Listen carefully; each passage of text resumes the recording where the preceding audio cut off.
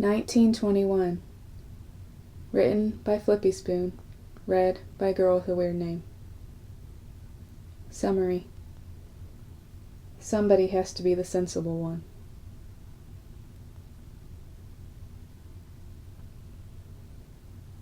Jimmy did not realize he was falling in love with Thomas until it was too late.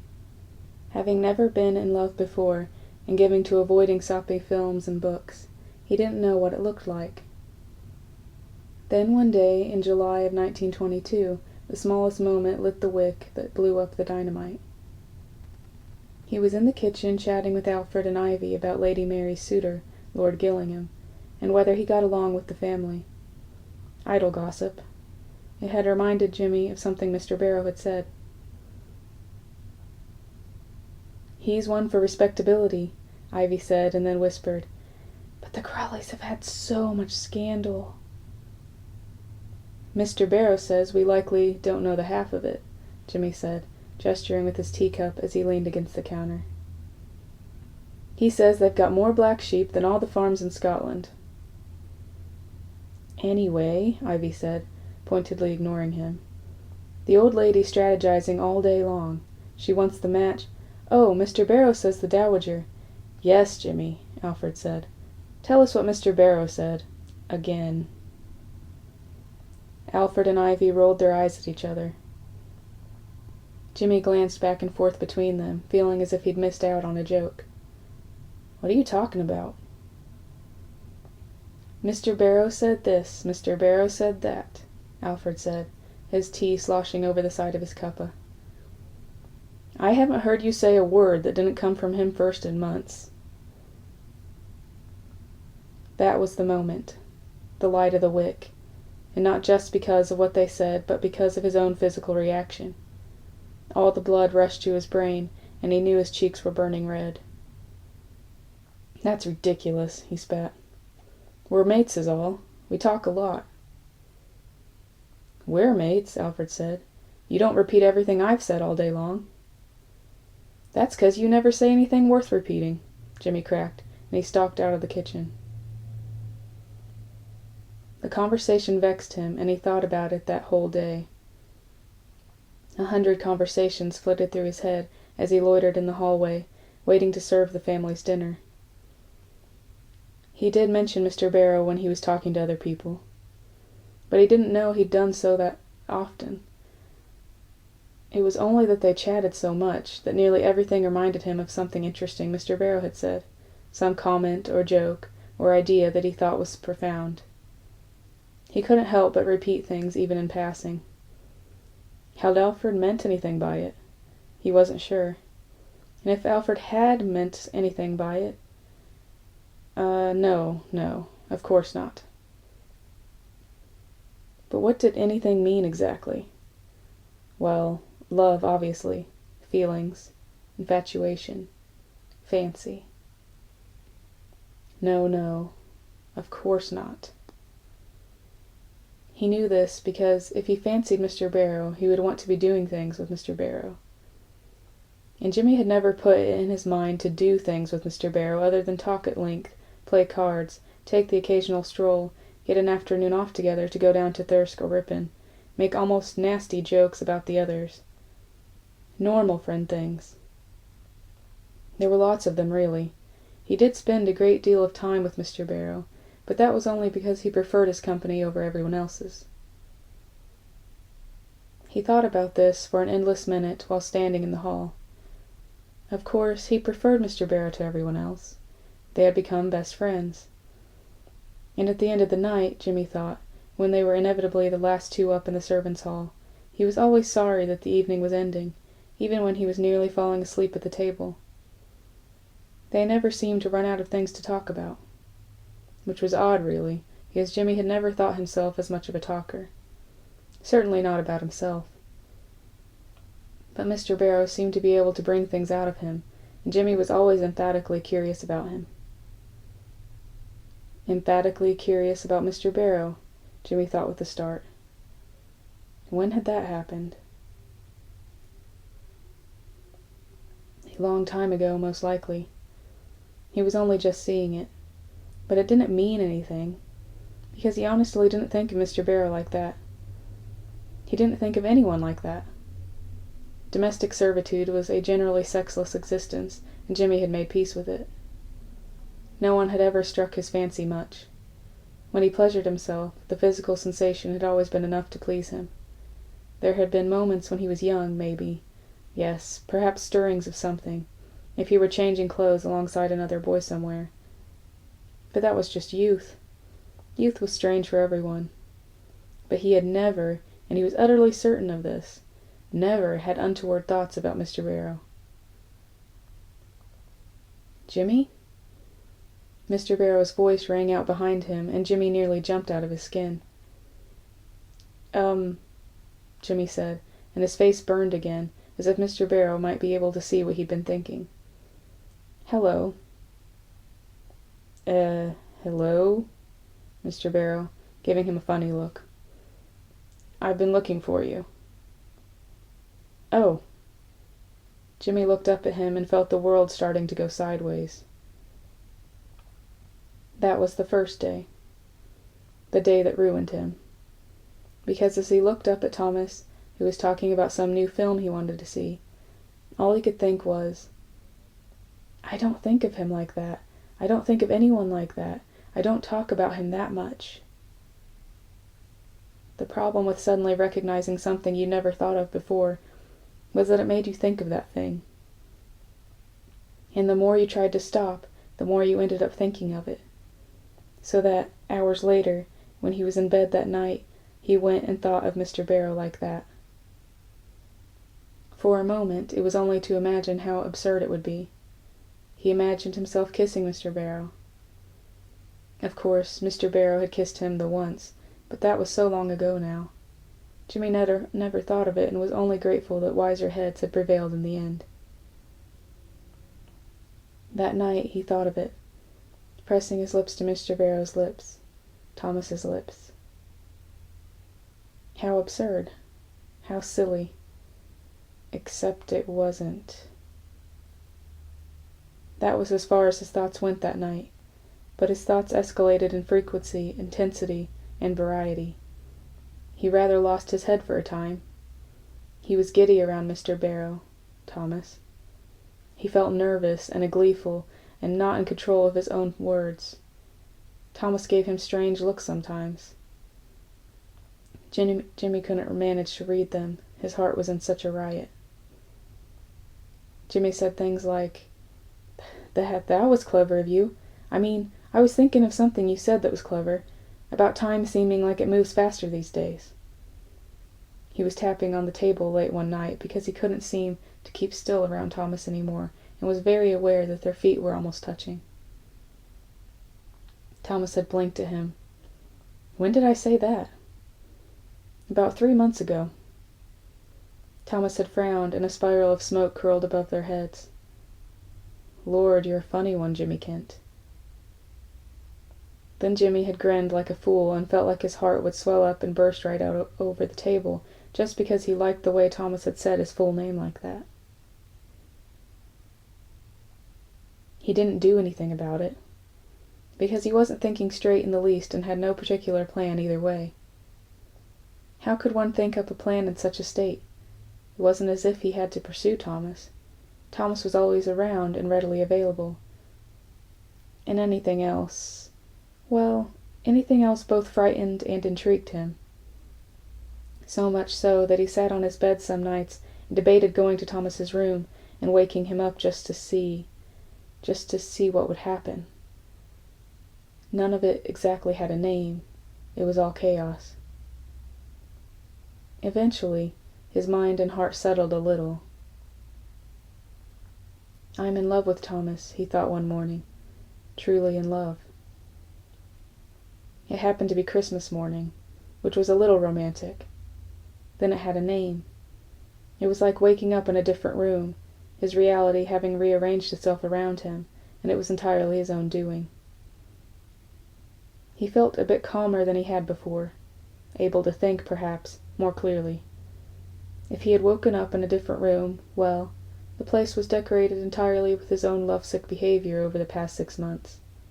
Or the past year. He had not the foggiest idea of when it had really started, only that now he could see it for what it was.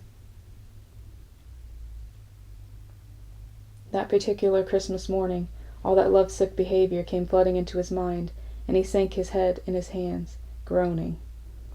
It was like a drunken blackout suddenly remembered. That morning he found Thomas at the table and sat down with a sigh. Now that he knew what he felt, it seemed impossible that everyone else didn't know too.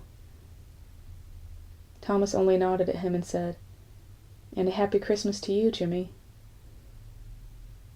Jimmy smiled warmly at him, and feeling overcome with this new clarity, and it being Christmas and all, said, "Happy Christmas, Thomas." Thomas did a little double-take at that. Jimmy never called Mr. Barrow by his first name, unless he was very upset.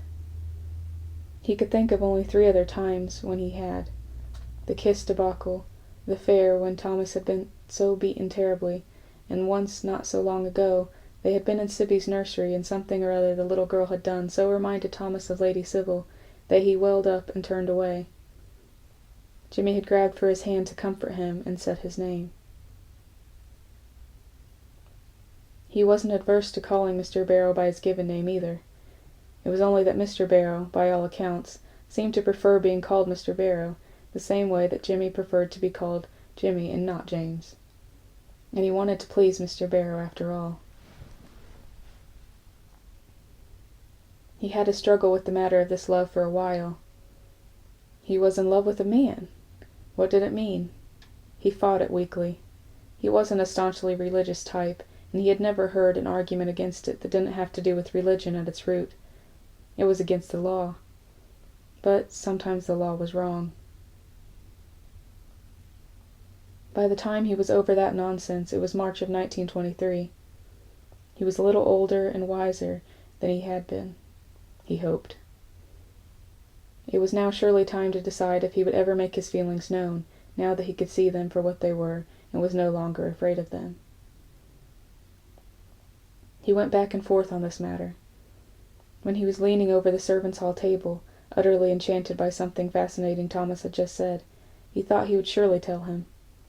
Or when, at unexpected and delightful times, Thomas had to be close to him for some reason, or in a moment of excitement grabbed his arm or touched his shoulder, Jimmy thought, "I really must tell him." That feeling was quite strong in the night, when he imagined doing things with Thomas. Wonderful, illicit things that made him bite his arm as he stroked himself. Then he would change his mind again. Finally, he resolved with immovable determination that he would not tell Thomas he was in love with him. Not ever. He had 2 reasons for this, but they were such strong reasons that he couldn't see a way around them. Point 1.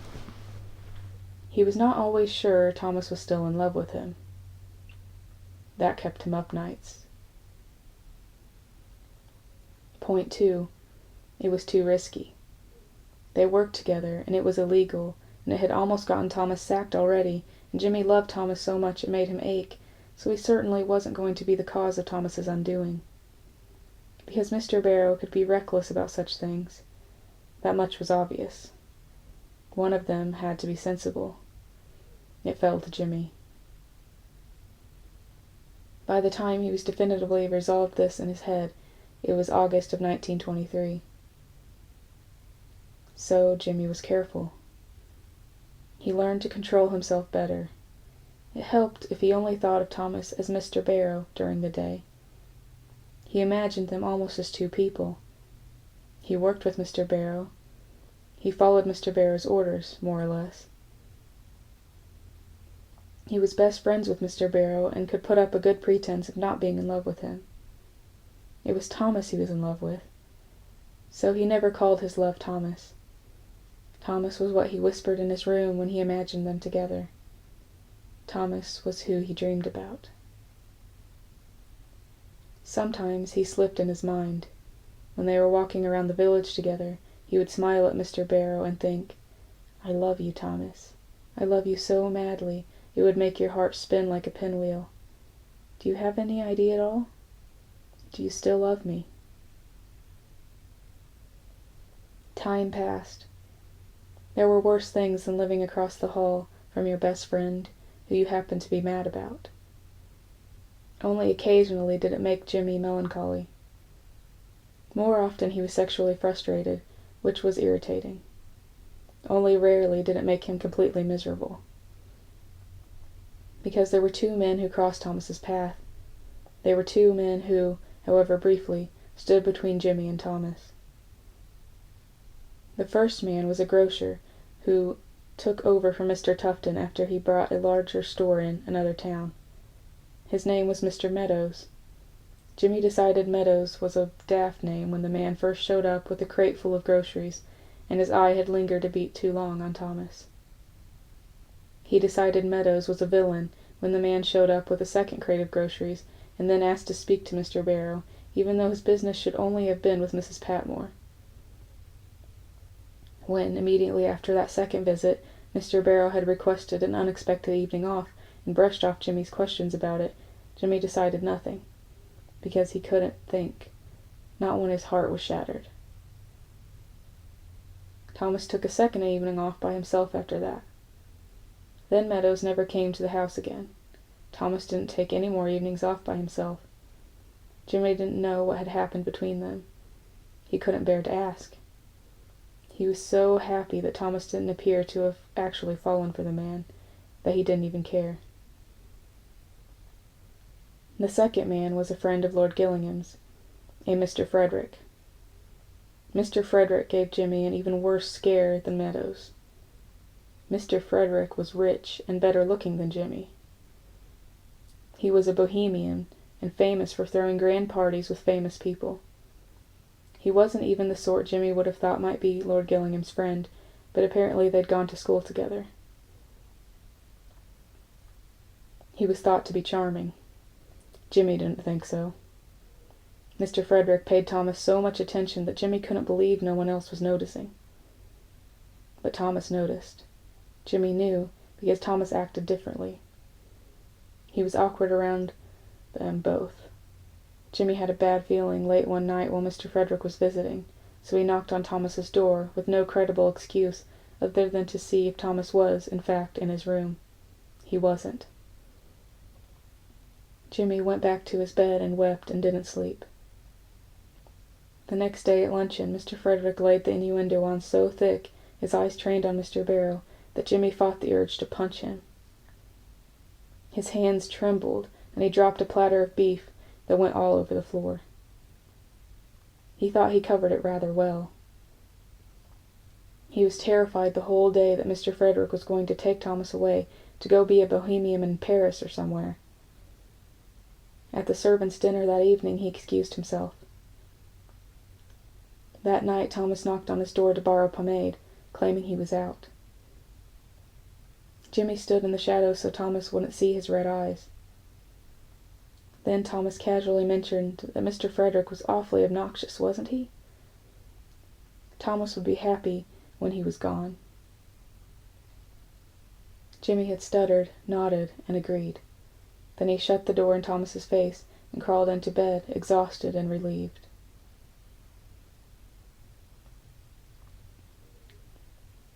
As time passed, Jimmy thought he got even better at containing his feelings. He put them in little boxes in his mind. He was a good friend to Thomas, he thought, and labored not to reveal any more than that. If Thomas got sick, Jimmy looked after him. But he tried not to dote too much. It was a little embarrassing. If he got sick, Thomas looked after him, and it only seemed natural. If anyone spoke against Thomas, they had Jimmy to deal with. A couple of times it almost came to blows with this or that visiting servant. It wasn't always perfect. He knew Thomas's foibles. Thomas could be sharp and nasty when he was in a mood or overwhelmed with work. Jimmy, being a bit of a hothead himself, understood and walked softly when Thomas was a grouch. If the mood seemed particularly dark, Jimmy tried to coax out what was wrong. They bickered sometimes, and sometimes even fought. Thomas thought he didn't work hard enough. Jimmy thought Thomas worked too hard, or at least put on a show of pretending to work too hard. Once in a while, when they fought right up in each other's faces, Jimmy had a desperate desire to kiss him and had to step away to catch his breath.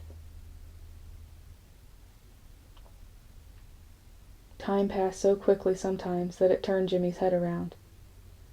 Anna and Bates had a baby and talked about leaving when they had enough money. Daisy and Alfred got married and left for Mr. Mason's farm.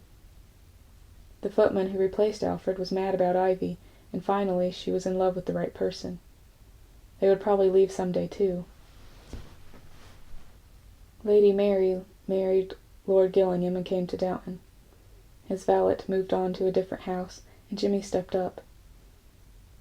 Thomas was a lifesaver in teaching him the finer points of valeting. That led to a lot of evenings hunched over sewing or stain removals at the table, sitting close together. It drove Jimmy to distraction. One day he woke up and he was 30 years old. It was July of 1925. Thomas took him out to a pub to celebrate and called him an old man. Jimmy had to be very careful not to drink too much. By the second beer, he knew he had already touched Thomas too many times in one day. So he watched himself and put his feelings in little boxes and called his love Mr. Barrow. And even though he was now Mr. Kent by all rights, Thomas still called him Jimmy. In September of that year, Thomas went along with Lord Grantham to London because Bates was feeling poorly. Thomas made a show of his trip to London just to tease Jimmy, though by that time Jimmy had gone on several trips with Lord Gillingham. "Stay out of trouble," Thomas said dryly, putting on his coat. "What fun would that be?" Jimmy said. "You stay out of trouble. Don't do anything I wouldn't do." "I wouldn't do anything you would do," Thomas cracked, and tossed him an easy smile before he put on his hat and walked out the door. 3 days later, at tea with the others, Jimmy was off his head with worry. They all were. Lord Grantham and Thomas were supposed to have returned that morning, and no one had heard a word. But stranger still, as he was eating breakfast that morning, a terrible feeling of dread had settled over Jimmy, and a chill had run up his spine. It was so sudden and startling that he had gasped and looked at Anna in his fright, as if she must have felt it too. But she hadn't. That was before Thomas was due to return home. "I'm sure it's nothing," Ivy said wisely at tea. "His lordship's likely had to stay longer for business, and he hasn't had a chance to ring up." "He would have, though," Jimmy argued. "He rang last night that he would be catching the early train. That's what Mr. Carson said." "Excuse me?" Mr. Carson's voice interrupted from the doorway, and they all stood. "I have news." "The train?" Jimmy whispered. "First of all, there is no reason yet to expect the worst, but the train his lordship and Mr. Barrow were due to arrive on collided with another train." He was interrupted by the room's collective gasps and cries of astonishment. Jimmy's knees started to give. He leaned on the table. "Mr. Barrow," Jimmy blurted.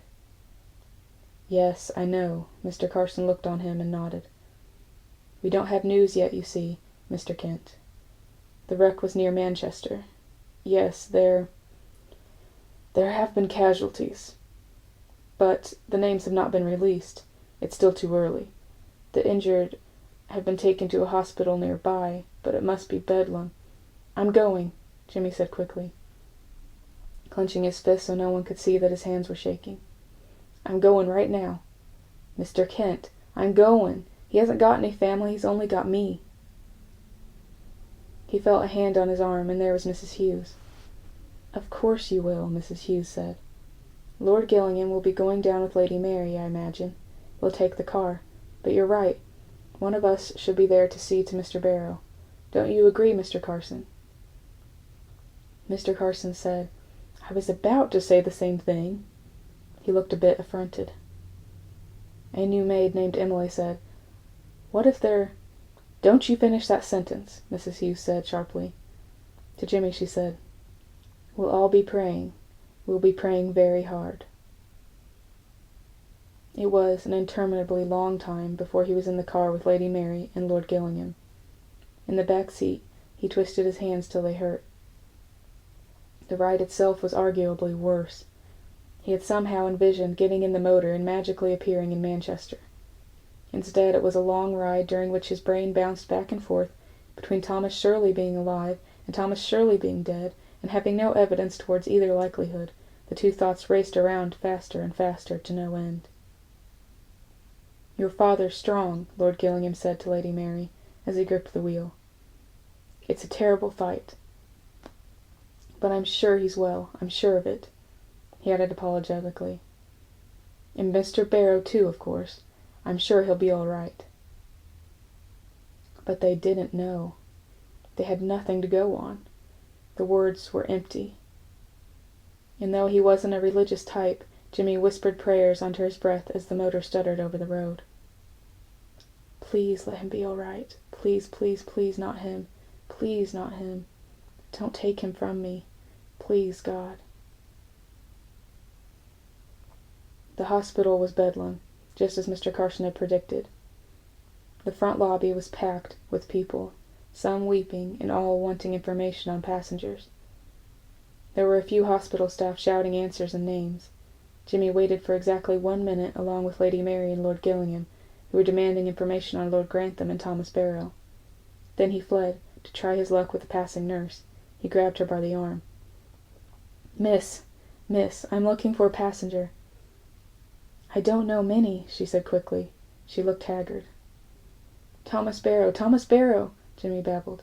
"He would have been in the 3rd car coming from London." The nurse's face fell. "There were a lot of casualties in that 3rd car, I'm afraid." Jimmy's heart lurched. "But do you have his name down? Where would I find him?" "I don't know the name." What if he wasn't in the car when it crashed?" Jimmy said. "What if he got up? He could have gotten up to smoke, or... "Then I don't know," she said. "I couldn't tell you. Not all the deceased are listed." "He isn't dead!" Jimmy shouted. She gave him the sort of look that Mrs. Hughes would have given him and said, "I'm telling you this to help you. Prepare yourself, sir. There's a chance, of course, but there have been 11 casualties in that car alone. That's only what's confirmed so far.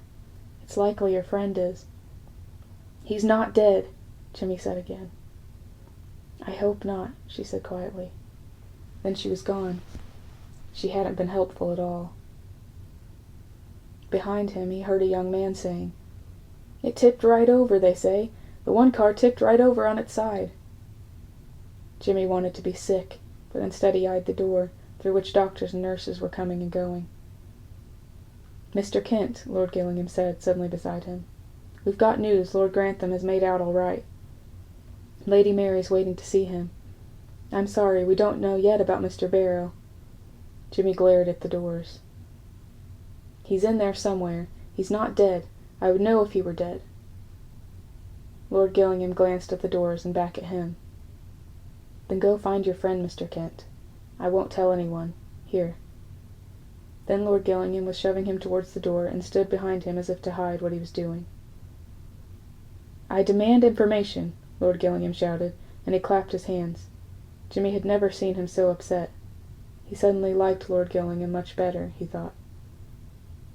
He ploughed into the hallway, his lordship barking at the staff the whole time. Jimmy expected to be yelled at immediately, but everyone was far too busy to notice him. Doctors and nurses were running around, some covered in blood. Jimmy stumbled from room to room and begged information from anyone who would stop for half a second. But no one had heard of a Thomas Barrow. Jimmy kept looking, brazenly pushing open doors. He nearly walked in on a surgery. But the man on the table didn't look like Thomas. Jimmy had peeked around a curtain to get a look. He was hollered at then. He hollered back. Then a nurse told him that everyone in the 3rd car was dead. Jimmy almost fell down. No, I'll find him. Whether he's alive or dead, I have to see him to know." He choked a sob down. He had entertained the notion that Thomas was dead. That wasn't good. But wouldn't he know? Wouldn't he feel it? I had a bad feeling this morning, he thought. That was why. What if I did know? He raced from room to room, further down hallways where bodies lay on cots covered with sheets. He looked at each one, lifting the sheets to see their still gray faces. It was hard. It was like the war again. He ran into rooms where less critical patients sat or lay or stood, groaning or weeping or comforting each other. In each room he shouted for Thomas Barrow, and he looked at each face carefully, even when it was silly to do so, because the person obviously wasn't Thomas. He's dead, Jimmy thought. No, he must not be. He can't be. At the third to last door, he allowed himself to feel that Thomas might really be dead, and experienced for a moment how massive the void in him would be if it were true. So deep and endless and dark, he couldn't imagine he would ever get out of it. The third to last door was a room full of mostly children, and a few nurses who wanted to know his business. He left without a word. Jimmy threw open the second to last door with such force that it banged against the wall. There was a line of cots and people lying on them. He saw the sharp turn of a head in the corner of the room. He stalked inside, panting, to see that the figure that turned its head was Thomas, who was sitting up on a cot. He was under a blanket, but his right leg stuck out, thick with bandages. There was another bandage around his head. When Jimmy saw Thomas, he froze up and stood stupidly for a moment, before it felt as if all his breath had left him, and he bent over to hold his knees, attempting to compose himself. "You're here," Thomas said. "Mr. Barrow?" Jimmy said automatically. "Yes." Jimmy stood straight again and gave Thomas a good stare to make certain he was alive, sitting there talking. He had not been mistaken. He was not seeing things. He turned around to face the door and said, "Excuse me." He laid his hand against the cool white wall and shut his eyes. "He's alive. He's alive. He's alive. Get a hold of yourself." Thomas said, How were you here?" "I came with Lady Mary and what's his name?" When he thought he could manage, he turned back around. "Lord Gillingham?" "Yes, him." "Is Grantham?" "He's fine," Jimmy said. He strode up to Thomas, gave him a once-over, and winced. "Your head?" "Just a scrape," Thomas said. "Leg's broke, though." Jimmy nodded. "Oh." He nodded again. "Does it hurt?" "They gave me something. Might wear off soon." Thomas's eyes were wide. There was a chair near the bed, so Jimmy sat in it, glancing around. The room was quiet. You'd never know that there was chaos right outside. There were 4 other people on cots, but they appeared to be asleep. Jimmy squinted at them for a second to make sure they were breathing, and that Thomas wasn't in a room full of bodies. Then he turned back to Thomas, who was blinking at him, as if not convinced yet he was there. "I thought you were dead," Jimmy said, accusatory.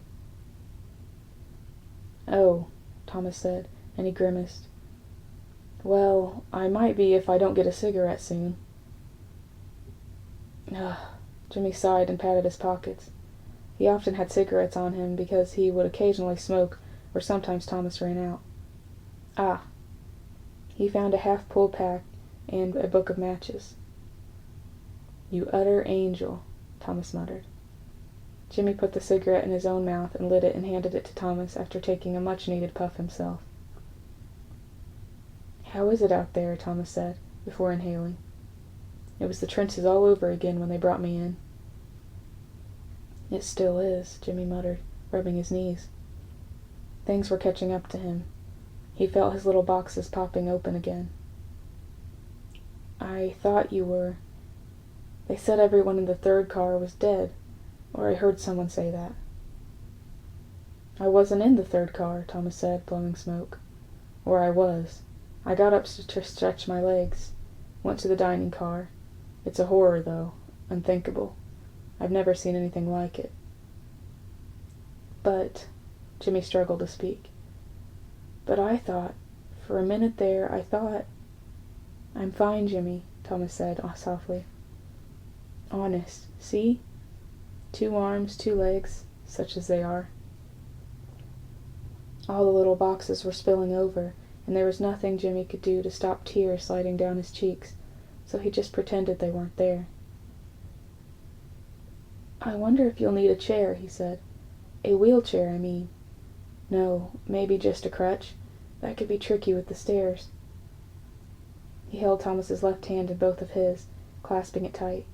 He hardly realized he was doing it. But I can help you up the stairs always. Yeah, Thomas said. If you'd... I know. Thomas. Jimmy bowed his head and then slumped over on the cot, grasping Thomas around his middle, still holding onto his hand. Thomas. Thomas was silent. Jimmy felt the rise and fall of his stomach under his cheek. It meant Thomas was alive. I thought I'd lost you, Jimmy said, his voice muffled by the thin blanket. I thought I'd lost you and I never... He wept into Thomas's stomach. He was so tired from the madness of seeing all the bodies in the hallway and having to check if they were Thomas's, of the long car ride and the dread from that morning, of keeping all of the feelings locked away, and of wanting so badly for years to hold Thomas the way he was holding him now. He felt Thomas stretch for a moment, to put out his cigarette, he thought. Then a hand was stroking his hair. I know, love, Thomas said. My darling, it's all right. It's all right now. Don't cry, my love. Jimmy dimly registered surprise, but there was too much going on inside to bother with it. He sniffed and swallowed. Then he kissed Thomas's hand and his fingers as he rested there in his lap. I felt the car turn sideways when the trains crashed, Thomas said. The car started to tip. I thought I was done for. But all I could think was that I'd never hear you laugh again. Jimmy let the words settle over him, and he tried to calm down. It was easier because Thomas was rubbing his back and telling him everything would be fine, and now he was sure. He loves me. He does still love me. Of course he does. After a few minutes, Jimmy sniffed and said, I didn't know you knew. I didn't at first, Thomas said. I thought I was being stupid again, or going mad, but you kept getting worse at pretending. Worse? I thought I got better. I tried so hard. He raised his head, but moved to sit on the bed, and took a handkerchief from his pocket to blow his nose, blushing furiously. Thomas was smirking at him. You never said anything about it, Jimmy said. I tried to get it out of you, Thomas said sheepishly. I tried to make you jealous with Meadows and that stupid Frederick, but nothing ever happened. It felt like being unfaithful, and I could see how upset it made you. Oh. An old nugget of jealousy disappeared. He was glad nothing had happened. Frankly, I didn't know if you knew, Thomas went on. I didn't want to scare you off, and you were so rubbish at being careful, I thought if we were actually together, everyone would know. One of us had to be sensible. I'm sorry, Jimmy mumbled. I'm so sorry. I'm sorry I never said it. I didn't want to get you into trouble. Love, why are you sorry? Thomas reached out to caress his cheek. Are you sorry you've never forgotten my birthday? Are you sorry you always take care of me when I'm ill, and that you play that Schubert because it's my favorite even though you hate it? It's so slow and melancholy, Jimmy muttered. Are you sorry you always make sure I'm first to have the paper in the morning? That you always look at me like I'm the only person in the room? That you just rushed over here and fought through a heap of corpses to find me? After a while, I never needed to hear it. I saw it every day." Jimmy smiled shyly and shrugged. "Then I'm just sorry I never kissed you." He glanced around the room. The other patients were still asleep. The room was quiet. He leaned over and kissed Thomas softly, and his cheeks burned, his heart feeling swollen like it always did when he was so close to Thomas. He stopped himself from kissing Thomas too long, even though he desperately wanted to. Someone could walk in at any moment. "I think," said Thomas, "it might be easier to keep this secret if we were keeping it together. If it's even a secret." "I agree," Jimmy said. "But do you remember when you first noticed? When you first wondered?" "It was Christmas," Thomas said happily. "A long time ago. You came down to breakfast and the way you smiled at me." "Yes," Jimmy said. "That's when I knew I loved you. Christmas. 1922. 21, Thomas said, smirking again. Jimmy's mouth dropped open and then he nodded, laughing at himself. "Yes, sure. Of course. 1921. Right you are, Mr. Barrow." "For God's sake, I think it's about time you called me Thomas." "Yes, Thomas," Jimmy whispered, kissing his hand. "Thomas, Thomas." The end.